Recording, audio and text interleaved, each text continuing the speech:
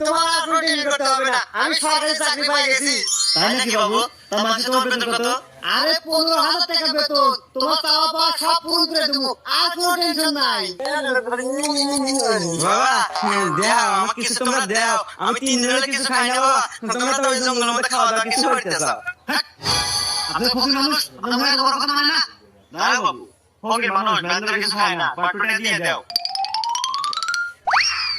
এই ফকিরের নেই জঙ্গলে এসে শান্তি নাই, এই ভিক্ষের কয়দিন আপনি কামাই খামাই তেমন নাই বাবা, নিজের নির্বাচন এসে কামাই বাবা কমে গেছে, হরি আলার পাশে। হ্যাঁ, মাসে 5,000।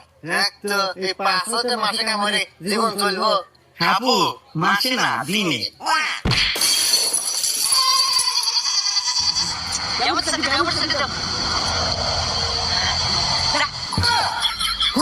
বললো কি